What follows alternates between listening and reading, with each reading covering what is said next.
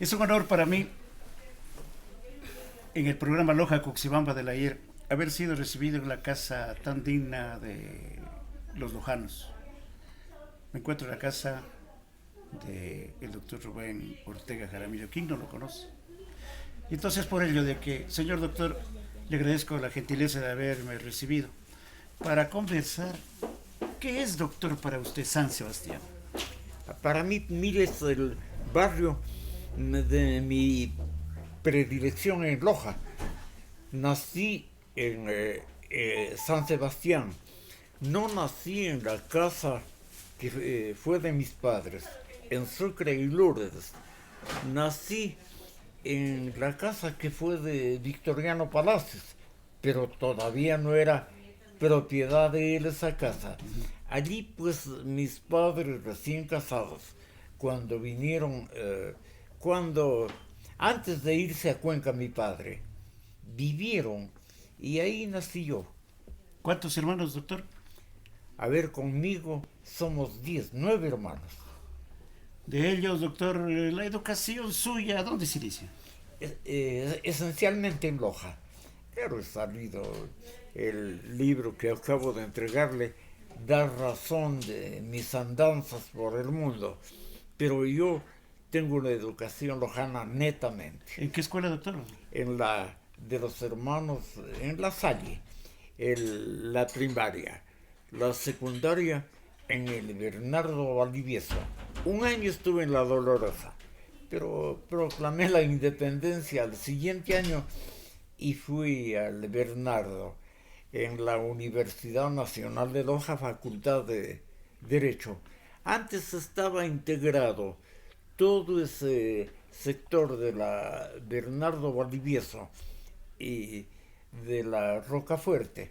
Ahí estaba primero el Bernardo, en la esquina la universidad, y después como parte de la universidad todo el como parte de la universidad y el Bernardo, todo ese complejo ya ahora grande que pertenece al municipio y que se nació con el nombre de Pío Jaramillo, personaje de Loja.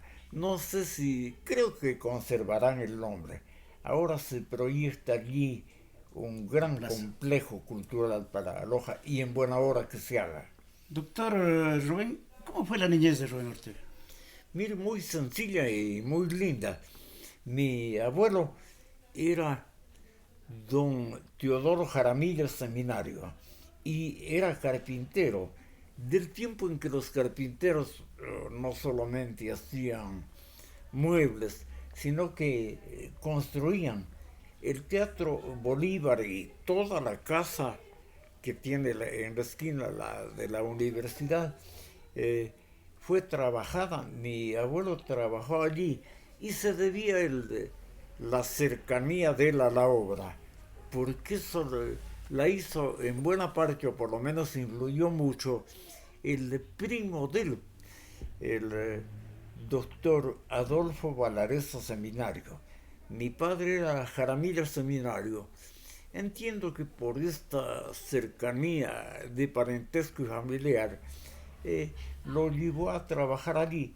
Mi abuelo, digamos, en esta construcción, laboró algún tiempo.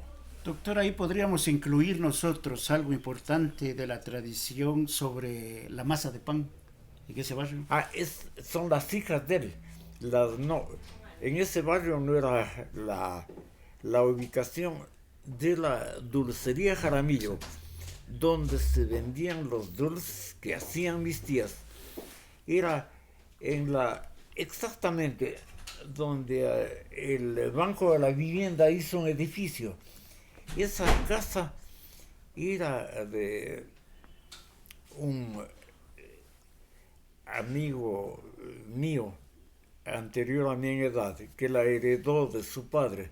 Él se llamaba César Rodríguez Calderón y el dueño de la casa fue su padre, que no era Rodríguez, sino el doctor Flores. Yo no lo conocí. En esa casa tenían mis tías un almacencito pequeño donde funcionaba la dulcería Jaramillo. Pero la fábrica se hacía justamente en la casa de don Teodoro Jaramillo. Esa era una casa múltiple en el sentido de las labores que se concluían allí. Mi abuelo era carpintero, desde luego ya estaba en sus últimos años de vida y ya trabajaba poco. Las que más trabajaban, aún después de la muerte de él, eran mis tías, haciendo pan y dulces que se vendían en la dulcería Jaramillo. En este caso de la carpintería, doctor Rubén, podríamos hablar de la antigua casa de teja. Ahí se trabajaba más en soleras, cumbreras y tantas situaciones, los Exacto. canecillos. Esa casa era de 2 pisos y allí transcurrió gran parte de mi infancia, porque mi madre y mi papá, cuando vinieron de Cuenca, vivieron en esa casa, en el segundo piso. Entiendo que el padre, don Teodoro, le dio un pequeño departamentito a mi madre y a su esposa, que era don Emiliano. Y ahí eh, nos criamos con mis hermanos, con los mayores. Hubo un hermano entre Eugenio y yo, que también se llamó Benjamín. Claro. Ha habido 2 Benjamín Ya. en mi familia. Este hermano se murió cuando no tenía sino unos 2 años. Yo tengo un muy vago recuerdo de él. Entonces, en esa casa transcurrieron los primeros años de mi infancia, hasta que después mi padre pudo comprar la casa de la esquina de Sucre y Lourdes. Esa casa la construyó un bisabuelo o tatarabuelo mío, que era un señor Carrión, y fue después de mi tía Teresita Carrión Quevedo que se la vendió a mi padre. Entonces mi padre compró esa casa y ahí nacieron la mayor parte de mis hermanos. Y ese es el barrio en que me crié yo y donde tuve pues, la gratísima satisfacción y eh, el recuerdo que me dura de haber conocido a toda su familia Muchas en la gracias. próxima esquina, la de Claro, Catacocho. sí, Bolívar. Es decir, exactamente muy cerca de la casa de Luciano Lazo Claro. y de la familia Dávila. Y también, Terán, eh, Carriones. claro, y también de Hugo González, Claro. Doctor en Hugo la Guillermo, otra esquina. claro. Así es. Después Desde Clínica luego, Lo. mire, los recuerdos de mi infancia son absolutamente vigentes y son muy fáciles de volverlos a traer a la memoria porque eso no se borra.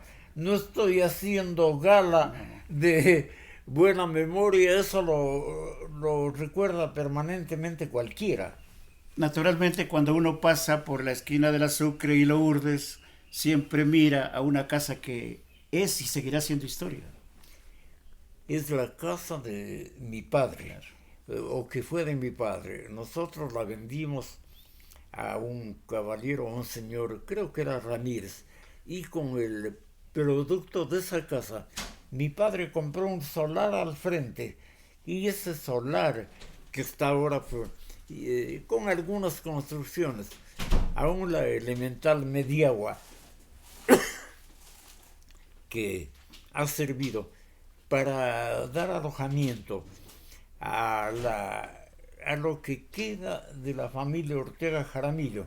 Mi padre hizo la casa, digamos, principal, no la más grande porque los nietos han construido otras casas que son de mayor superficie. Pero la primera construcción la hizo mi padre. Está vigente, está viva. Tiene más de 40 años. Y ahí están los recuerdos de don Emiliano en los últimos años de vida.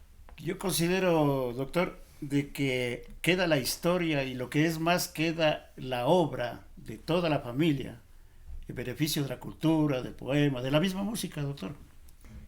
En buena hora, mire, afición, esto no puede ser jamás defecto, virtud en todo caso de una predisposición al cultivo de las bellas artes. Mi padre era un literato magnífico y cultivó tanto el verso como la prosa y especialmente el arte escénico.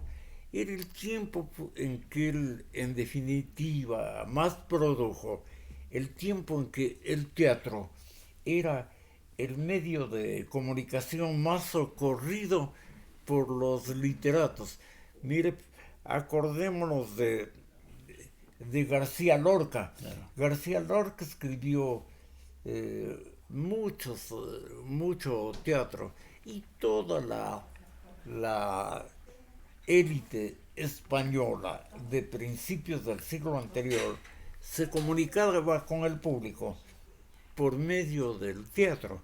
En Loja lo hacían dos personas en especial.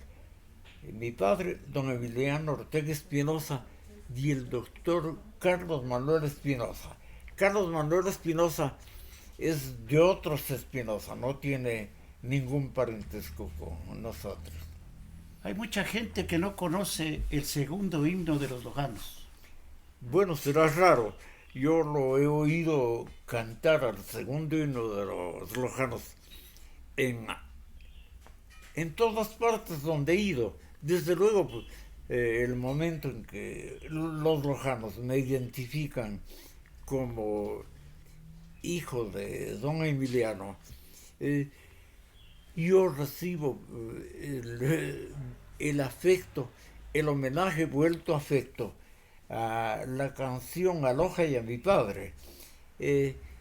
Discúlpenme, donde hay un lojano y me ha tenido algún punto de contacto conmigo en cualquier parte del mundo, me ha cantado o por lo menos me ha hecho recordar alma lojana. Estamos perdiéndolo, doctor. ¿Por qué le decía yo que actualmente la juventud no es como antes, mi señor doctor? Anteriormente había el respeto, la consideración, más que todo, la educación, la exquisitez, el saludo. Actualmente, doctor, se está perdiendo. Bien, se puede perder como se pierden todos los valores en una parte, ¿no? Pero hay otra que no se muere. Mire el himno segundo a Loja, que es alma lojana. Claro. Tiene ya cerca de un siglo. Claro. Y se sigue cantando. Sí, inclusive. Ahora, mire, lo otro, querer resucitar el pasillo y los ritmos nacionales digamos, al nivel de aceptación que teníamos cuando yo era niño y usted joven. Eso no volverá. Pero hay la huella. Hay la huella que es indeleble. Y yo creo que no vamos a dejar de escuchar a Alma Lojana. No sé en qué tiempo más, ¿no? Pero eso va a quedar. Es que el pasillo, doctor, lo entiendo yo como un poema, sus letras. Y actualmente se le está dando otro ritmo, se le cambia. Es el tiempo, ¿no? En el pasillo había mensaje no solo musical, había mensaje literario. Mire lo que ocurría. El compositor no escogía, digamos, composiciones, poemas que no fueran de su agrado. Y como el compositor era una persona culta que leía, escogía lo mejor. Mire las letras de los pasillos ecuatorianos. ¿De quiénes son? De Rosario Sansores, de José Ángel Buesa, del famoso Silva, del joven que se murió, se suicidó cuando no tenía sino 20 años, Medardo Ángel. Toda la famosa generación llamada decapitada en Guayaquil y Quito, y toda la famosa generación de Cuenca. Y doctor, y en el caso de las composiciones de los lojanos. Esto es cuento aparte. Claro, No, ¿no es cierto? me estaba, no es su gusto, yo estaba hablando de Cuenca y lo quise dejar al más grande de todos, a Remigio Romero y Cordero. Digamos, esta gente producía el material literario para que el compositor haga su trabajo de creación musical. En el método más elemental, tomar la letra y musicalizarla. El otro método, primero creaban el poema y el poeta le acomodaba una letra. En el aspecto Loja, mi padre era un experto en tomar músicas.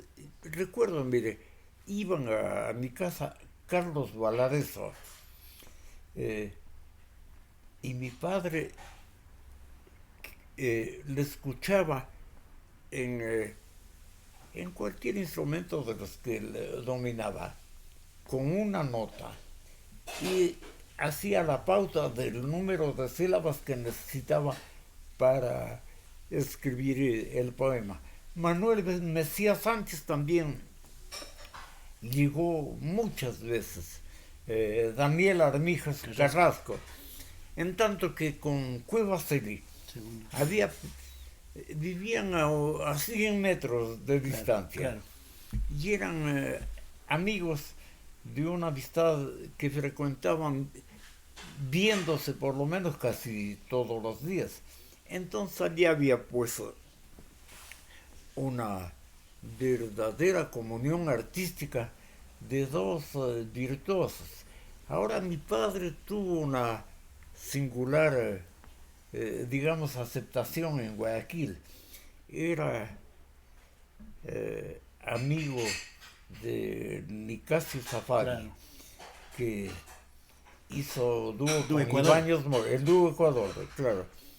Nicasio Safari era amigo de mi padre y se hizo amigo, no sé si en Guayaquil, creo que debió haber sido en Guayaquil, porque no tengo ninguna referencia de que Nicasio Safari haya llegado a Mora, a Loja. El dúo de él sí llegó varias veces, estuvo en mi casa, y mi padre fue muchas veces a Guayaquil, donde visitaba a Safari. Safari, no sé si era ecuatoriano o si no, aquí. Descendencia árabe. Claro, pero mire, es un espíritu ecuatoriano como ninguno. No era mayormente educado musicalmente. Entiendo que no leía, tocaba la guitarra y cantaba maravillosamente. Y tenía una cualidad creativa insuperable. Las composiciones que dejó Nicasio Safari han servido de referencia para que aún virtuosos creadores sigan el mismo círculo armónico que él usaba. Mire, un ejemplo, Guayaquil de mis sabores parece que es como el antecedente de Manabí. Claro. Ahora, si los toca los dos, uno seguido de otro, ¿cómo no se va a distinguir? Pues, Nicasio Safari era sumamente espontáneo y un poco elemental, en tanto que Francisco Paredes Herrera ya era otra cosa. Él era académicamente formado. Entonces, si usted quiere, Manabí tiene muchos más recursos que Guayaquil, pero Guayaquil es más fácil de aprender, de cantar y de permanecer, ¿no? Doctor, retornando a Loja, concretamente a San Sebastián, Manuel de J. Lozano. el pasillo Ya no te quiero, pero no te olvido. Oiga, el pasillo es otra historia. Yo la tengo incluida en uno de mis libros. Me lo, me lo contó el autor, que era vecino de San San Sebastián. Sebastián, el señor Lozano. Mire, era el señor Lozano. Era profesional de algo que ahora ya no existe. Ya no existe la comunicación por Morse, que era la única que unía a los pueblos en ese tiempo. Y él estaba de telegrafista en Macará. Él me dio todos los datos. Manuel de Jesús Lozano lo llevó a mi casa cuando yo vivía pues en la calle José Antonio Iguren junto al río Malacatos. Lo llevó el señor Salvador Zaragozín. Claro. Delante de Salvador Zaragozín me dijo todo lo que quería decirme Manuel de Jota para que escriba la relación del pasillo. ¿Ya? Así es que la escribí con mucho afecto a él, al pasillo, al arte, a Loja, y están allí todos los datos. Mire, la letra es de un poeta joven en ese tiempo, Ruiz Quevedo, que era pues algo de lo más selecto en materia de inquietud literaria que había en Macará. Él le proporcionó una o dos letras al señor Lozano y él escogió la letra que le había titulado Ruiz Quevedo, la había titulado Despedida. Ambos tuvieron un problema, me lo contaba en confidencia, que no tenía en definitiva nada de confidencia porque él mismo quería que se revele, que tenían el mismo problema sentimental los dos. Habían tenido una novia con la cual rompieron. Esta es la motivación de ya no te quiero por... Ya no te quiero, pero no te ya olvido. no te quiero, y el verso, justamente, el más impactante, ya no te quiero, pero no te olvido, no es de Ruiz Quevedo, sino de Manuel de J. Lozano. Doctor Rubén, usted dedica algo muy importante que es reconocido por los lojanos, en la materia literaria. ¿Usted se inicia terminada la primaria o en la secundaria ya inmerso? Mire, yo creo que hice los primeros versos cuando estuve en la primaria. Los primeros relatos los hice en el colegio Bernardo Valdivieso, donde me hacía acordar un magnífico amigo mío, el ingeniero Maldonado. Dice usted, en un año en el colegio le dieron 2 premios, uno en poesía y otro en relato. Fue así. Entonces a mí me parecía muy difícil que una persona que hace versos escriba también narraciones, y no hay ninguna dificultad, ¿no?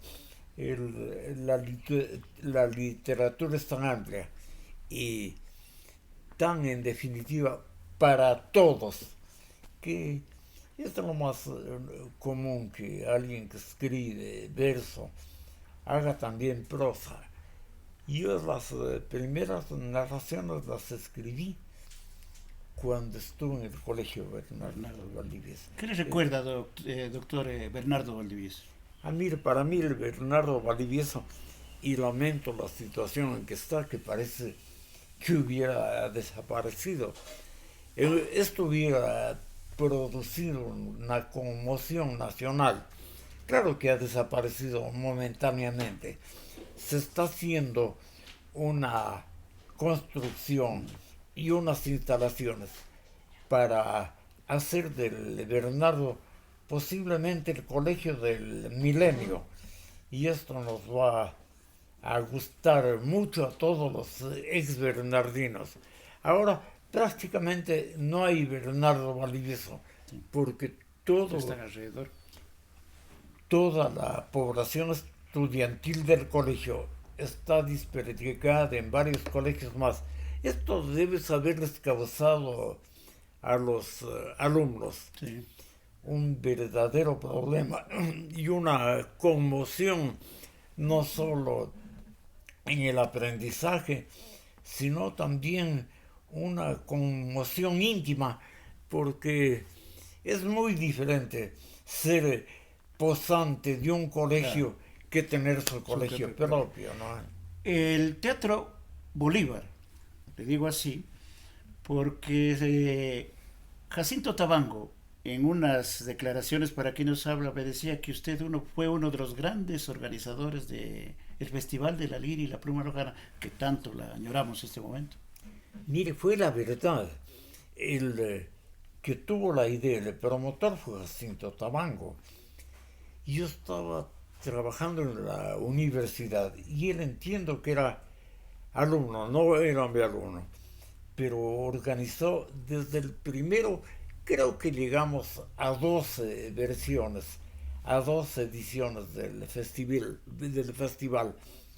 Era muy difícil que se conserve porque hasta este momento tuviera ya cerca de 50 Claro, ediciones. ediciones. Era muy difícil porque la evolución de Loja en población y en necesidades artísticas especialmente ha crecido mucho. El festival, mire cómo si así estaba confiada a la Facultad de Claro. Derecho, y la Facultad de Derecho la hacía como una tradición que honraba mucho al último año Egresados, sí. claro, al último año de estudios. El sexto año de la Facultad de Derecho organizaba el Festival de la Lira y la Pluma. Y en esas circunstancias me tocó a mí dirigir algunas ediciones. Desde luego, era un festival, a mi manera de ver, maravilloso. Se hubiera podido hacer algo ya incluyendo medios técnicos que ahora sobran como parte del festival. Mire si hubiera podido ser de cada edición dejar toda la constancia en CDs. Era suficiente. Eso es, doctor, lo que nosotros estamos tratando, yo le decía antes de la grabación, de rescatar, doctor, se ha perdido. Se extraña el Festival de la Lira y la Pluma Lojana. Se extraña y muy difícil. Se ha tratado de volverlo, de resucitarlo. Imposible. Son otras las circunstancias. Inclusive rescatar la misma música anteriormente, hablamos del pasillo, hablemos porque no usa Juanito, un pasacalle. Mire, y eso era el festival de la Lira y la Pluma. Había una versión, o digamos, una un pensum obligatorio, que era el pasillo, pero había también otro aparte, otro capítulo para otros ritmos. Y así pues la creación se estimulaba en buena hora, que el estímulo, aun cuando no haya venido de ese ángulo, ha seguido. Loja sigue Sí. produciendo, especialmente en materia de literatura. Y miren, buena hora se está implementando el teatro a un nivel inusitado. Sí. El, la televisión, el cine, mataron al Así teatro. es. Eh, yo ya no he visto teatro como había, Dramas. ni en Buenos Aires, ni en Chile, ni en el Perú, ni en ningún lado de Sudamérica, excepción hecha de Sao Paulo. Sao Paulo tiene teatro. Y en, en Roma pude ver una versión del teatro muy, muy moderna, pero a mí ya no me gustó mucho. Mire, le quitaron toda la escenificación, toda la tramoya, toda la vistosidad de adaptación a la época del vestuario. Entonces los actores vestidos de oscuro realizan la presentación y todo el resto lo dejan a la imaginación del público. Me parece, o me pareció, pese a que lo vi en Roma con uno de los actores más cotizados, Grossman, lo vi en su esplendor, pero a mí ya no me gustó mucho. Doctor, ¿cuántos trabajos en literatura tiene usted? Publicados, creo que son unos 6, cerca de 10. Ahora, mire, en cuanto a temas de tradiciones que las he narrado, no deben ser cerca de un centenar, no quiero exagerar, pero están inclusive inéditas, Sí, algunas, sí. las que están saliendo en el Sí, diario Centinela. claro. Mire, yo creo que el diario Centinela, Centinela sí. está cumpliendo una labor Sí, muy la estoy encomiable. recopilando yo, Y doctor. claro, y me parece que hay en el diario mucha generosidad con los productores. Allí no les escatiman espacio. A Armando Costa le Sí, dejan el espacio para que publique sus sonetos, que en definitiva son muy lindos y muy actuales, sí. pero no le regatean espacio. Y esto es bueno.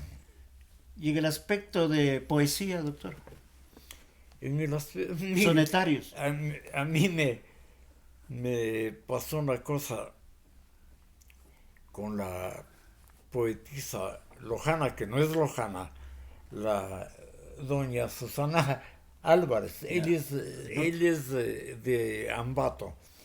Oiga, pudo organizar con el Consejo Provincial una reunión de poetas ecuatorianos. Solamente en noviembre del año pasado, que para mí fue un certamen de primera y dejó una huella que es impactante y es necesaria. La última antología de poesía ecuatoriana la hizo el Consejo Provincial con la promoción y dirección de ella. Y esto está vigente, porque, repito, logró organizar un certamen que a mí me encantó. Y me encantó por razones muy singulares. En primer lugar, lo vi de afuera. No fui invitado. No, ella se preocupó un poco, pero yo celebro esta omisión que me permitieron mirar los toros de lejos, donde se puede ver más. Claro. Entonces extrañé, no mi presencia, que creo que no le extrañó nadie, y extrañé cosas que ocurrieron y que no se pueden controlar. Estaba invitado Manuel Zavala Ruiz, que fue un poetazo, nunca mereció la preocupación nacional que se le debía. Son descuidos que ya ocurren pues por destino, ¿no? Manuel Zavala Ruiz era un poeta de tal altura que no impresionó solo en Ecuador, ¿no? Él salió de las fronteras, era un magnífico recitador y tocaba el, el piano acordeón maravillosamente. Entonces, mire, solo Manuel Zavala era un espectáculo. Conmigo tuvo mucha amistad porque juntos hicimos el servicio militar en Quito. Eh, Desgraciadamente, estuvo invitado y se murió y no pudo venir. Doctor, usted tiene un poemario dedicado naturalmente a la doctora Albita, su esposa. Exacto. Ese poemario, cuando éramos novios, ella estudiaba en Guayaquil y yo viví en Buenos Aires. Lo hice allá. Y después mis hijas, Judith y Lucía, que son mi permanente estímulo. En el libro que le he entregado está realmente la labor de ellas en cuanto a si se quiere, empujarme en primer lugar para que siga escribiendo y para que publique. Cuando cumplí, y hoy ya tenemos en matrimonio más de 50 años, en el cincuentenario de nuestro matrimonio, Lucía y Judith, especialmente Lucía, se preocupó por publicar este poemario. Así. ¿Escribimos algo alguna vez, pensamos, para los nietos, doctor? Muchas veces. Creo que ninguno de mis nietos se ha escapado de mis versos. Así es. Hablábamos de teatro, doctor Rubén. Usted tuvo la oportunidad de tener en su casa a Ernesto Albán. Pero era amigo de mi padre. Ernesto Albán vino aquí muchas veces. Tenía la primera empresa teatral de la que yo me acuerdo. Albán Gómez. Al contrario, Gómez Albán. Gómez Albán, yeah. Porque Chavica Gómez fue la esposa de Ernesto Albán y era una actriz, digamos, de dimensiones gigantescas. Ernesto Albán y Chavica Gómez actuaron en el Teatro Bolívar. Claro. Venían por temporadas. Ernesto Albán, y este era el ángulo, o más bien la motivación en que más se lo recuerda, las estampas quiteñas. Claro, eran comedias que él representaba, pero las escribían otros. Y los dos personajes, Zarzosa y Don Evaristo, han entrado en la tradición especialmente quiteña y ecuatoriana, porque son persificación o personificaciones de individuos típicos de nuestro ambiente social, especialmente del quiteño. Y mire, ¿quién duda de la habilidad? Claro. De la salsa, ¿no? Claro. Él mereció inclusive hacer películas en México. Claro. Con mi padre conversamos mucho de teatro, pero en mi casa nunca lo vi a Ernesto Albán. Entiendo que se reunían en algún café o en algún lugar, pero eran amigos. En la parte fundamental, el Beatriz Cueva de Ayora. Esa es obra de mi padre. Por eso inclusive el nombre, claro, lo eligió él. Doña Beatriz Cueva era la madre de los Ayora, de los expresidente del país. Claro, el presidente Isidro fue médico, se educó en Alemania. Él organizó las finanzas ecuatorianas con alemanes. Se preocupó mucho de la salud. Fue un magnífico presidente, pero no es el único Ayora.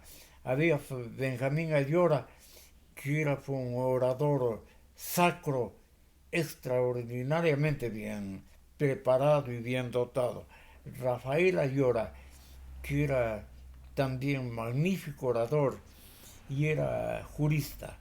Entonces, todos ellos eran hijos de doña Beatriz. Mi padre anduvo muy cerca de ellas. No sé si eran vecinos, pero eh, estuvo cerca de la familia y en homenaje a la familia y especialmente a la madre que los que inició la educación de esta verdadera generación especialísima de Loja. A la madre la inmortalizó en lo que pudo, poniéndole el nombre de ella al colegio. Doctor Rubén, una parte muy fundamental, la parca.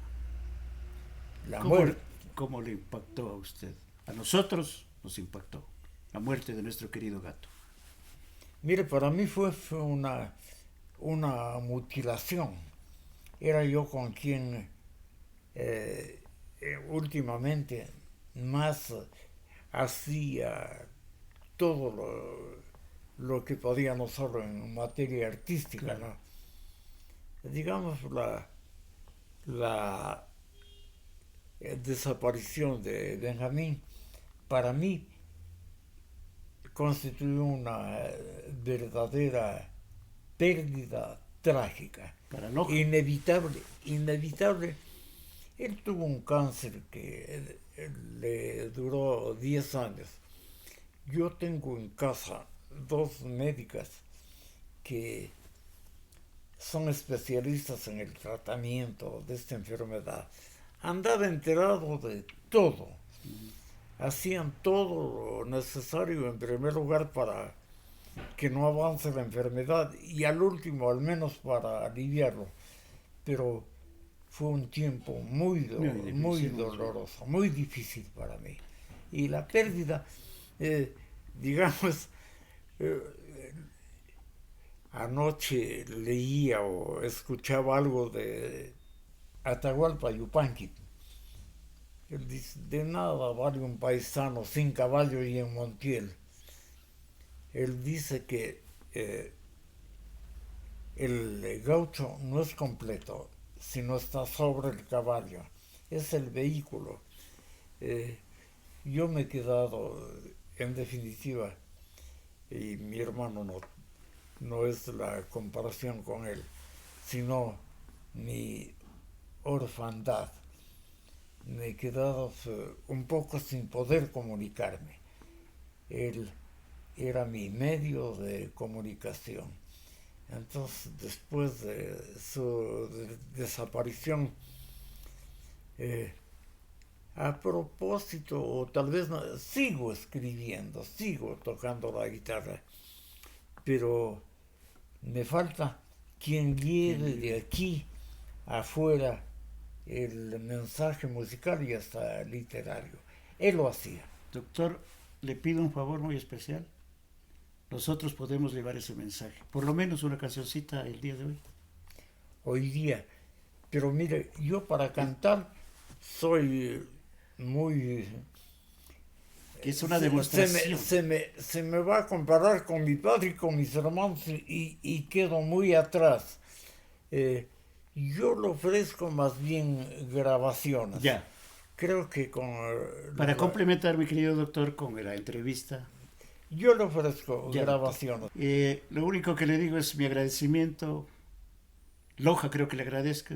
El fin de nosotros es rescatar la gente valiosa, la gente inteligente, las familias nobles, sinceras, leales, quienes los hemos conocido, hemos vivido, hemos palpado en ese hermoso barrio, no lo conocen.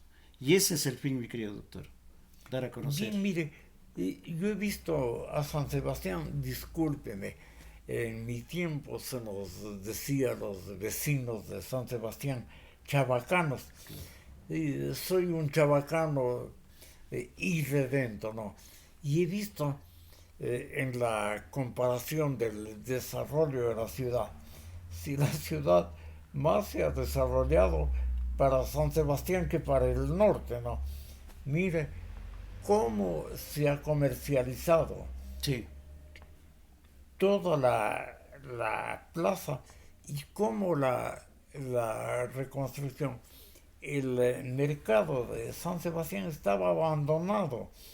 yo tuve que valerme de un recurso que lo sugirió el comisario municipal de mi administración, eh, César Samaniego, el Estruco Samaniego, que fue un extraordinario funcionario. Él empezó a emplear el mercado al nivel que está ahora, y lo hizo con un recurso muy sencillo. Se lo imaginó él. Toda la mercadería que venía de Zamora tenía un sitio especial en ese. Con ese recurso, el mercado empezó a prestar el servicio para el cual fue levantado. Porque antes de lo que le estoy contando, el mercado estaba abandonado. Me acuerdo de un detalle que para mí fue muy decidor del abandono. Había vendedores que tenían 2, 3, 4 puestos y que no podían llenarlos. Ahora no hay una sola vacante y todo ese sector tiene una vida comercial sumamente activa. Mire, he visto cosas que a mí me han ilusionado y han despertado pues mi interés más que nunca por que ese barrio siga siendo lo que en realidad es para Loja. Doctor, en el caso de los jueves culturales. Mire, los jueves culturales se han retomado, empiezan. Hay una cosa que es muy loable en el actual personero municipal. Él quiere hacer reuniones sin alcohol. Magnífico. Dudo que lo consiga. No es que yo sea un promotor del alcohol, pero está esto tan arraigado que va a ser muy difícil desterrarlo. Ahora pero tiene una tenacidad y un deseo de hacer las cosas que en definitiva algo hará. Los jueves culturales son una manifestación muy especial de nuestro hacer cultural, pero ya escenificado. Y esto es San Sebastián. Mire, hay una promoción, un resurgimiento de la creación artística en Loja, que lo está patrocinando en este rato extraordinariamente bien la Casa de la Cultura, seguida por las dos instituciones que rigen el hacer político de Loja, el Consejo Provincial y la Municipalidad. Entonces, este trío maravilloso, Casa de la Cultura, Consejo Provincial y Municipalidad, empeñados en hacer cultura, van a hacer cosas totalmente inéditas y en buena hora. Mírese, vea la generación de los primeros 25 años del siglo anterior, donde están los más valiosos elementos, no de Loja, sino del país, empezando por Pío Jaramillo, Manuel Benjamín Carrión, Felicísimo Rojas, Pablo Palacios. Mire, no me alcanzan los dedos de la mano. Puedo seguir la lista al infinito, ¿no? Tenemos son capítulo aparte Salvador Bustamante y segundo Cueva Celi. Pero junto a ellos, mire, hay versiones actuales como Edgar Palacios, y están a la puerta de la esquina del tiempo. Personas o personajes que no se los recuerda mucho, pero que tienen una labor y una trascendencia infinita. Mire, le hablo de Daniel Armijos. Carrasco, Daniel Armijos Carrasco. autor ¿Qué? del himno a Macaraca. Claro, y de centenares de Gaucho. Manuel Mejía Sánchez no era lojano y sin embargo escribió música para Loja al Puertas Moreno. Y mire, hay casos muy especiales que nadie los podía prever.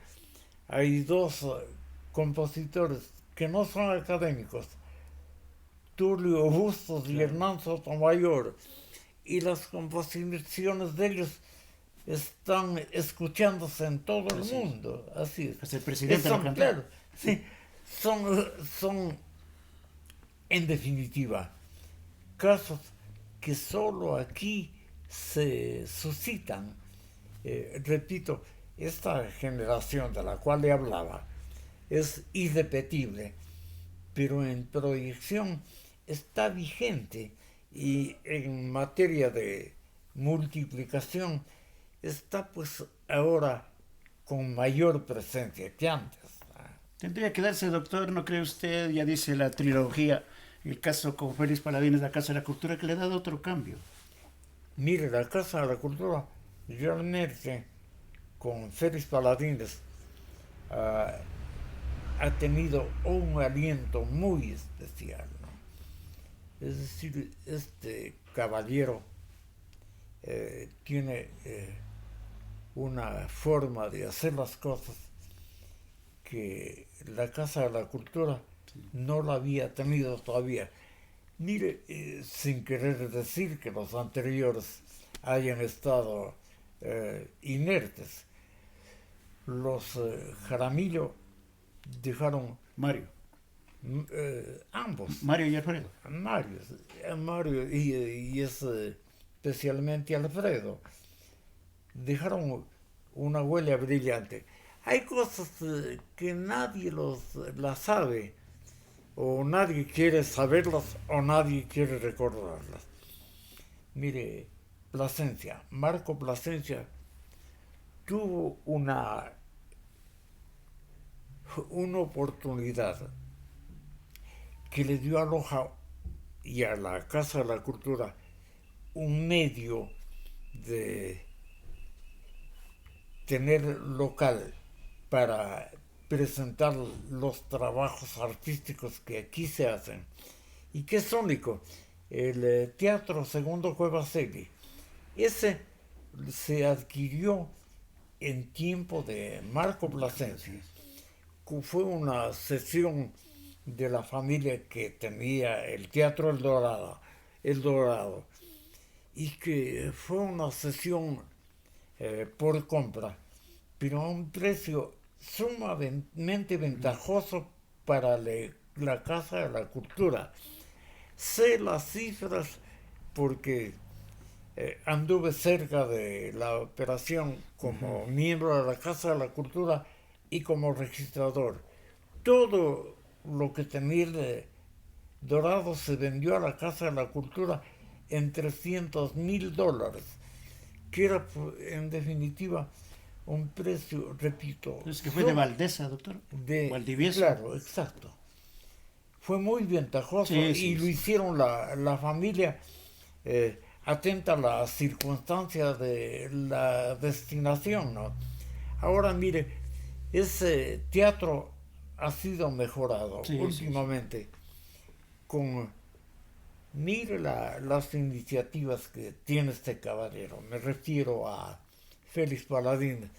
El techo del teatro estaba ya en malas condiciones, lo hizo renovar todo, pero se encontró con que entre el cielo raso del teatro y la cubierta había un espacio muy respetable.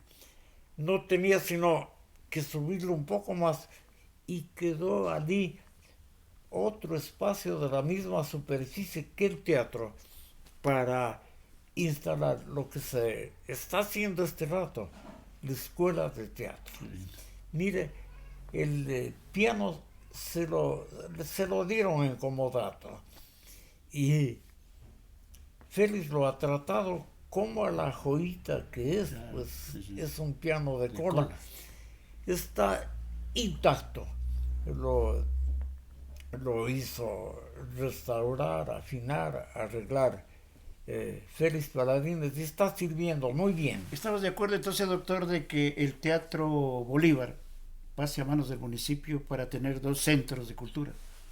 Mira, el propietario ya no importa, ¿no? Ya, lo importante es que se haga.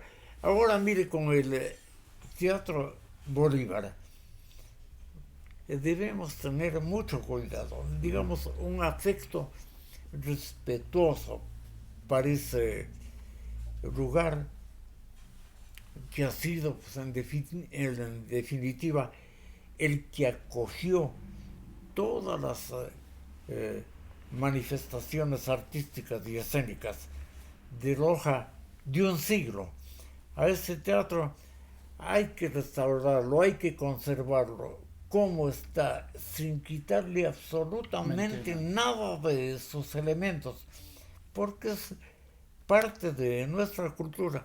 El gran problema que los materiales de construcción que se emplearon para el teatro, empezando tapia, adobe, ladrillo, madera, ya no están muy en vigencia, pero para restaurarlo tenemos que volver a lo que es el cambio que se hizo de las cariátides. Yo creo que en materia artística, si usted quiere, lo que hay ahora es mejor. Hay en los 2 lados del fondo unas sí, que son muy hermosas. Sí. Pero hice las autorías. Eso se hizo en Cuenca por un lojano, Paul Palacios y Daniel Palacios. Hijo de Daniel.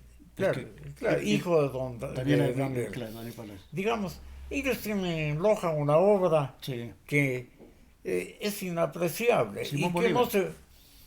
Claro. Simón Bolívar. Mire lo que pasó. Daniel vino cuando yo estuve en la alcaldía y me dijo, quiero quedarme aquí para dejar lo que pueda para Loja.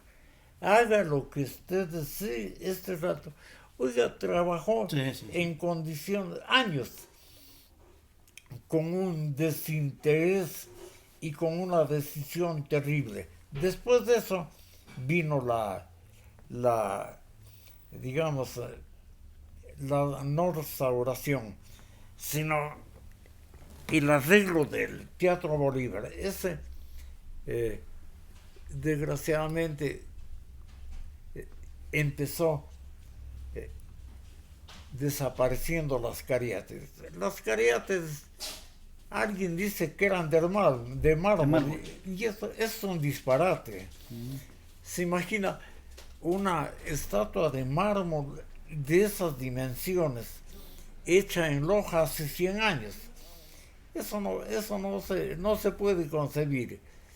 Eran de yeso, hechas por el artista plástico José María Castro, que es el mismo que pintó el cuadro de fondo, que es una maravilla. Las cariátides eran 2. No eran desnudos. Tenían, en definitiva, aún el busto cubierto, y eran muy lindas. No sé por qué se las eliminó. Eso no debía hacerse nunca más con el Teatro Bolívar. Hay que conservarlo como está, restaurándolo en lo que se puede. Pero no es muy grande. Tiene una capacidad máxima de 400 localidades. El segundo Guadacelli ya es el doble. y el que viene, El jipiro. el Gimpiro, ya es el triple.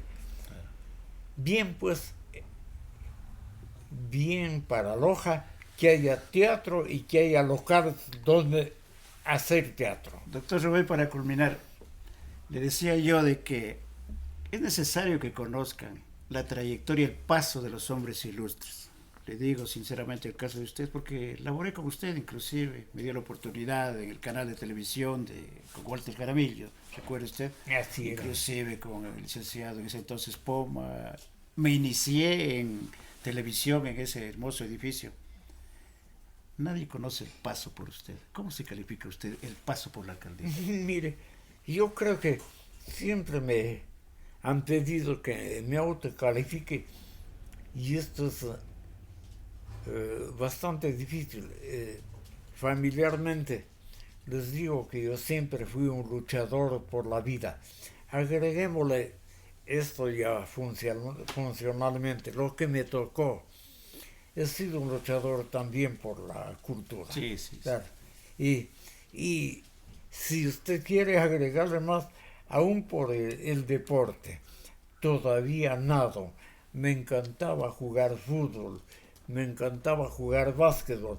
Nunca fui una estrella, ni nadando, ni jugando, ni tocando la guitarra, pero me ha gustado hacerlo y lo sigo haciendo. Me gusta, pues, en primer lugar, ejecutar, crear y la razón de, casi me tocó decir lo mismo que la Evita Perón, que escribió la razón de mi vida, o más bien dicho, escribieron otros para que lo firme ella. La razón de mi vida este rato es mi familia y la literatura, ¿no? Pero hay una parte fundamental que dentro de la historia, por lo que yo lo conozco, es, doctor, es de que usted fue el primer alcalde en la ciudad de Loja, dentro de la historia deportiva, que colaboró y tuvo el primer equipo, el Municipal. Claro, exacto. Y se dio usted esa molestia de prestarnos el vehículo a Radio Luz y Vida para que sea la primera emisora en el cual laboré yo, de ir a Esmeraldas, a la primera transmisión dentro de la historia del periodismo. Ahí tiene usted, del periodismo deportivo. Así fue. Mire, me tocó una época en que había que inquietar al municipio por otras actividades Claro. que no son netamente municipales.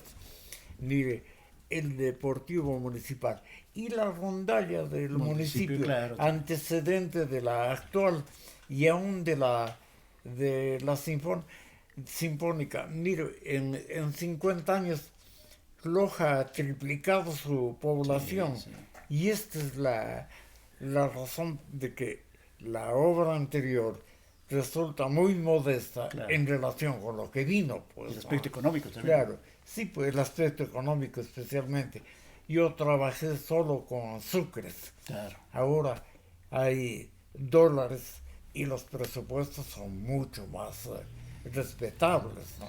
Doctor Rubencito, quiero agradecerle. Quiero que me dé un mensaje para la juventud, inclusive para la gente que desconoce estos programas, que los vamos a implantar Dios mediante para beneficio de nuestra sociedad. Y mi mensaje para la radio, para la juventud, es que nunca dejemos de ser lo que somos. Se dice, pues, capital musical del Ecuador, no solo musical, ¿no? Tenemos en otras bellas artes también representantes magníficos, y lo estamos haciendo, lo está haciendo especialmente la juventud. La proyección que viene para Loja en materia de producción en el séptimo arte, en el cine, Sí. es fabulosamente interesante. Todos los últimos acontecimientos que hemos traído a la memoria o a publicidad son altamente estimulantes, ¿no? La aparición, el redescubrimiento, el haber sacado del olvido a Rubén Garrido y a Héctor Manuel Carrión, me parece a mí un un justo homenaje de Loja a quienes, en definitiva, las generaciones anteriores los olvidaron.